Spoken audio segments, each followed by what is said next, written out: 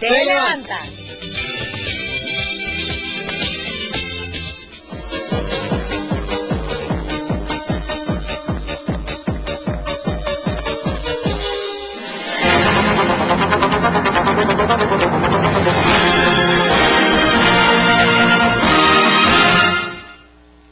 Rubén Aguilar, qué gusto tenerte con nosotros esta noche.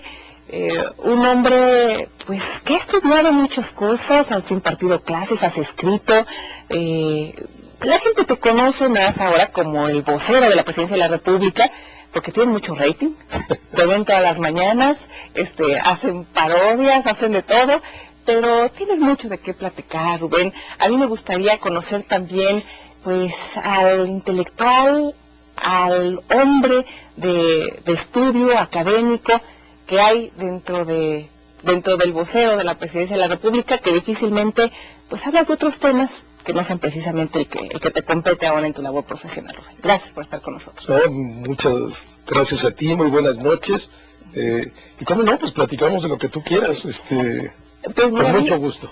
A mí me gustaría hablar un poquito de tu vida, de tu juventud y de las enseñanzas que tuviste con los jesuitas en el seno familiar, y me imagino del impacto de tu padre, un gran banquero mexicano, querido por muchas personas, homenajeado recientemente con su libro, cuando dices, pues, dejo la orden jesuita, cuelgo los hábitos, o como se dice, no sé, y me voy literalmente a El Salvador a colaborar con la guerrilla.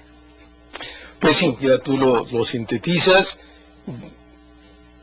Yo a los 19 años decidí, al terminar la preparatoria, que la terminé en Sonora, nosotros somos una familia sonorense, decidí ingresar a la Compañía de Jesús. Estuve allí 14 años de mi vida, terminé la teología, podía haberme ordenado, pero decidí no ordenarme y entonces me fui a El Salvador. Para mí fue unos 14 años formidables, muy importantes en mi vida, en términos de la formación intelectual, en términos de acercarme también a nuevas realidades, al mundo de la pobreza, el poder compartir esas realidades con esa cantidad enorme de ciudadanos de este país que todavía hay en condiciones brutales de miseria, en las zonas campesinas, en las zonas marginales urbanas y en las zonas indígenas del país. Y también me permitió una nueva manera de entender la fe y mi relación con Dios también. Para mí fue muy importante estos años de la compañía. Después me voy a la guerrilla, como tú lo dices, estuve 5 años en El Salvador. Fue también una experiencia formidable haber podido contribuir en ese periodo de la historia tan importante de Centroamérica y de América Latina en general. En ese momento pensábamos que el camino para cambiar el mundo pasaba por la vía de las armas. Importante lo que sucedió en El Salvador, los cambios que ocurrieron después de que se establece la paz entre el FMLN y el gobierno. Sigo muy cercano a todas esas realidades, sigo muy cercano, tengo muchos amigos en El Salvador, en Guatemala, en Nicaragua.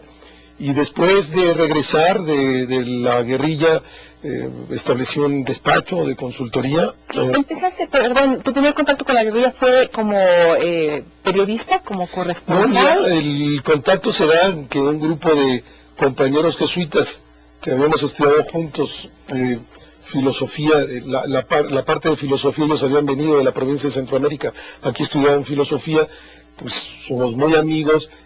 Después ellos van a vivir en una zona del Salvador que se llama Aguilares, incluso hay una película de Oliver Stone que trae esa fase de estos jesuitas en Aguilares, la película Salvador. Ellos se incorporan, dejan la compañía también y se incorporan a la guerrilla, y mi contacto es a través de ellos. Desde luego en el marco de un análisis social y de un seguimiento de la realidad que ya era un proceso de muchos años donde pensábamos que esta podía ser una posibilidad para crear un mundo más justo y un mundo más digno para todos.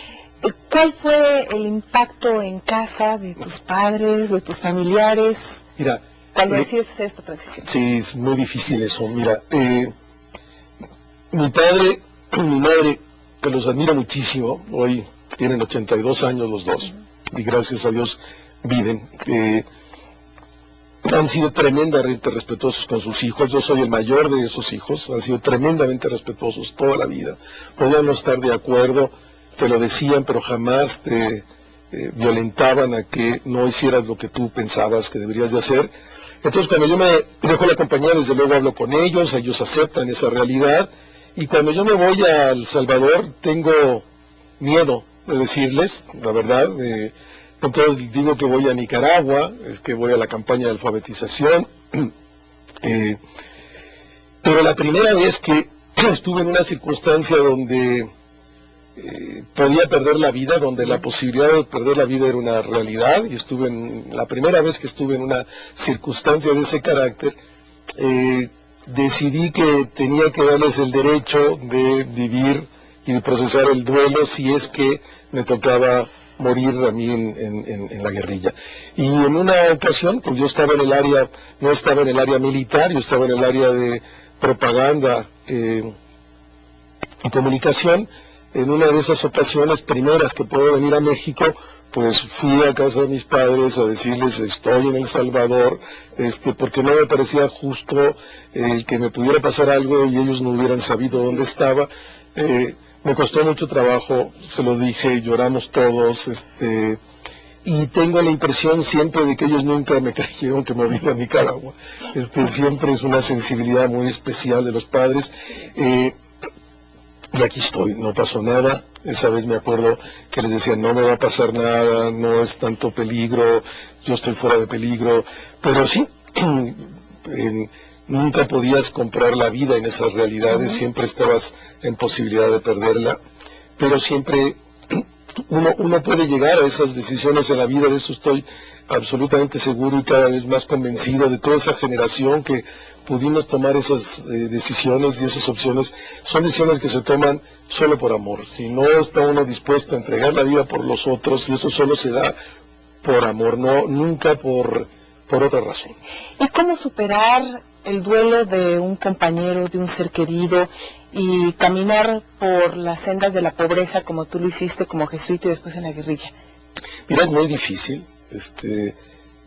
Yo todavía lo cuento y me vienen a la memoria con una enorme facilidad, por lo menos de estos 100,000 muertos que hubo en esa 10 años de guerra en El Salvador. Cuento 43 hombres y mujeres que eran muy queridos para mí, que perdieron la vida en el periodo de la guerra. Es bien doloroso, es doloroso. La guerra misma es un límite, es dolor siempre, no es virtud nunca. Es un límite al que se ve, en aquella fase se veía sujeto todos aquellos que querían que el mundo cambiara, porque las estructuras autoritarias, las dictaduras, impedían cualquier posibilidad que no fueran ellos mismos. Entonces, al final es una imposición de la propia oligarquía o de las dictaduras que obligaron a que el movimiento popular tomara por ese camino que, insisto, es la última de las instancias y nunca debería de pasar. Pero pasó por esos gobiernos autoritarios y dictatoriales, y murieron muchísimas de las mejores hombres y mujeres de esta generación en muchos países de América Latina, no solo en el caso de El Salvador, y los conservas. Yo conservo, toda mi vida viene conmigo, y conservo a mis muertos también conmigo. Te ayudan siempre en el dolor también a decir: hay que seguir caminando, hay que el fin histórico no se ha modificado. La mediación histórica para lograr ese fin sí se ha modificado. Si en los 70s y 80s pensamos que la posibilidad de crear un mundo diferente, justo y digno para todos pasaba por la vía de las armas, estoy cierto que hoy pasa por la vía de la democracia, pero el fin sigue siendo el mismo: que este mundo sea mejor, que todos tengamos cabida en él, que todos podamos vivir con dignidad en él. Porque siempre el fantasma de la dictadura y el fantasma de volver a tiempos de autoritarismo y totalitarismo está presente, hay que recordar. ¿Y qué dirías a estas personas que de pronto dicen: pero yo prefiero ya mano dura, con tal de tener seguridad y con tal de ya no tener miedo y con tal, yo prefiero... No, jamás será una alternativa. Y en el caso de México usamos muchas palabras sin entender su verdadero contenido, como usamos, o sea, extrema derecha, que en México hay extrema derecha o hay derecha. Eso no existe en este país, no se sabe lo que... Probablemente en México hay conservadores, hay partido conservador, pero un partido de derecha, de extrema derecha, entendido en su justa dimensión, lo que define eso en las realidades que fueron... Sí. O las realidades europeas de los 40, o todavía grupos de las derechas radicales de corte fascistoide en Europa, o lo que fueron las derechas en América del Sur o Centroamérica. No tenemos experiencia alguna de qué consiste en eso. No tenemos experiencia alguna tampoco en realidad de un gobierno dictatorial, no tenemos experiencia alguna tampoco de guerra sucia. Hoy se usa cada rato guerra sucia para las campañas electorales. Sí, no, la muerte, la persecución, eso, guerra sucia implica eso, que el Estado con su poder de manera ilegal elimina a los opositores. Entonces, no tenemos ni idea de qué quiere decir guerra sucia. Aquí hay campañas negras, hay otros términos para expresar estas realidades, pero el camino de la mano dura jamás es camino. Tú abres ese camino y se sigue encrechando. El único camino es la democracia, y cada día ser más democráticos para evitar cualquier posibilidad de autoritarismo. Bueno, y nunca tuviste, viéndonos un poquito a este simplismo, pero nunca fuiste invitado a formar parte de algún partido político de izquierda con el pensamiento más hacia este sentir de Freire, por ejemplo, que tú lo estudiaste muy bien, de los jesuitas, que es más hacia este lado. Pues yo pienso que eso es una posición personal. Yo pienso que un problema grave en México es que en realidad no tenemos una verdadera izquierda. Tenemos reencarnaciones del PRI de diversas maneras, pero una izquierda a la manera de las fuerzas progresistas, que son la punta de lanza, socialdemócrata, que son la punta de lanza del pensamiento, de las propuestas innovadoras. Pienso que en el país no hay resabios de nacionalismos de los años 40, hay un pensamiento de alguna manera arqueológico, que se niega con nuevas metodologías, con nuevos marcos conceptuales, analizar las realidades en un mundo ya democrático y hacer propuestas que tengan exactamente característica de izquierda. Y la izquierda siempre es la vanguardia, es la posición de frente, es la posición de la línea de avanzada, y muchas de las posiciones pseudoizquierdistas en México me suenan a solo visión del pasado y no propuesta de futuro y porvenir. Esa es mi posición personal. Sí. Bueno, un año de vocero en la Presidencia de la República, ¿cómo te tratan los medios de comunicación? Tienes que estar ahí en contacto con los periodistas. Habemos unos muy lindos, pero otros no tanto. Lo subrayo. Mira, ha sido una experiencia, creo, espléndida, para mí en lo personal, como profesional y como ser humano. Es una estructura institucional que requería el país. Ese es mi punto de vista, ese es mi análisis. Es una decisión que tomó el señor presidente en el marco de ese análisis.